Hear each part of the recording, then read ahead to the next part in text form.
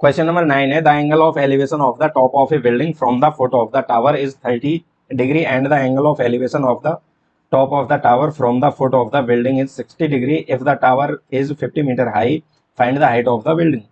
एक मीनार के पाद बिंदु से एक भवन के शिखर का उन्नयन कोण 30 डिग्री है और भवन के पाद बिंदु से मीनार के शिखर का उन्नयन कोण 60 डिग्री है। यदि मीनार 50 मीटर ऊंची है तो भवन की ऊंचाई भी हमें फाइंड कर लेनी है। तो यहाँ पे देखो पहले डायग्राम बनाते हैं। तो यहाँ पे ये डायग्राम है, यहाँ पे मान लेते हैं कि height of the building A D या फिर एच मान सकते हैं। एच नहीं मानते हैं तो इसको हम एडी ही चलने देंगे जिससे कि कंफ्यूजन या फिर ज़्यादा चीज़ें नहीं आए क्वेश्चन में, कम से कम चीज़ों में क्वेश्चन हमारा सॉल्व हो जाए। तो जो बिल्डिंग की फुट है उससे उसका एंगल ऑफ एलिवेशन टावर का 60 डिग्री है और टावर के फुट से बिल्डिंग का जो एलिवेशन एंगल ऑफ एलिवेशन है वो 30 डिग्री है और हाइट ऑफ द टावर हमें गिवन है 50 मीटर। चूंकि height of the tower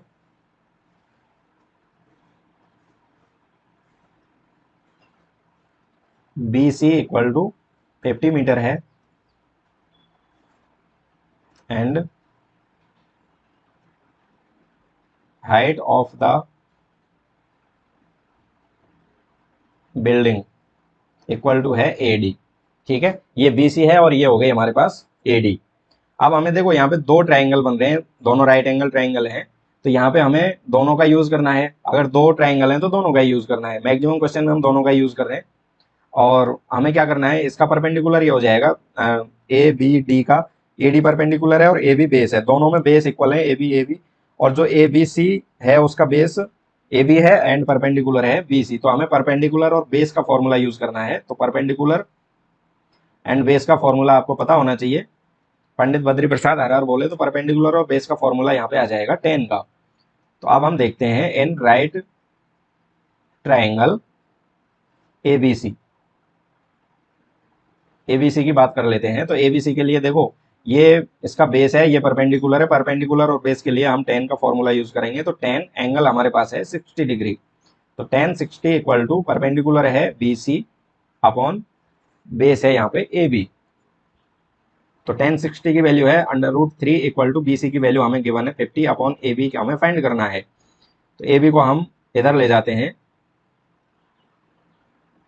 equal to 50, implies A B की वैल्यू आ जाएगी 50 अपॉन √3 मीटर। ठीक है, इसको यहीं पे छोड़ते हैं। ए बी की वैल्यू हमारे पास है या फिर हम कह सकते हैं बेस की वैल्यू या फिर बिल्डिंग एंड टावर की जो डिस्टेंस है वो हमारे पास है 50 अपॉन √3 मीटर। ठीक है, अब हम दूसरा ट्राइंगल लेते हैं in right triangle A B D. ठीक है, तो यहाँ पे भी हमें 10 का फॉर्मूला ही लगाना है और इस बार एंगल हो जाएगा 30 डिग्री इक्वल टू परपेंडिकुलर यहाँ पे है ए डी एंड बेस हमारे पास है ए बी। 10 30 की वैल्यू पुट करेंगे 1 upon √3 equal to A D की वैल्यू हमें फाइंड करनी है एंड ए बी की वैल्यू हमारे पास है 50 अपॉन √3। ठीक है, तो ये हो जाएगा 1 अपॉन √3 इक्वल टू √3 यहाँ से ऊपर चला जाएगा तो ए डी √3 अपॉन 50। ठीक है, एम्प्लाइज इसको क्रॉस मल्टीप्लाई करते हैं तो ये हो जाएगा 50। 50 को 1 से मल्टीप्लाई करेंगे और ये हो जाएगा 50 अपॉन √3 एंड √3 का भी इधर मल्टीप्लाई होगा डिनोमिनेटर में, इक्वल टू बचेगा हमारे पास ए डी। तो ये हो जाएगा 50 अपॉन √3 इंटू √3 किया तो 3 हो गया इक्वल टू ए डी। अब ए डी की जो वैल्यू है वो उसको हम 3 से इसको 50 को डिवाइड करेंगे और 3 से डिवाइड करने के बाद जो आंसर आएगा वो हमारा हो जाएगा हाइट ऑफ द बिल्डिंग। तो 3 से इसको डिवाइड कर लेते हैं, implies A D equal to 3 से डिवाइड करेंगे तो ये आएगा 16 एंड 2 इसका रिमेनिंग होगा एंड बाई 3 मीटर। ये हमारा हो जाएगा आंसर। तो हम यहाँ पे लिख देंगे so height of the building 16/2 upon 3 metre. ये हमारा हो जाएगा इसका आंसर।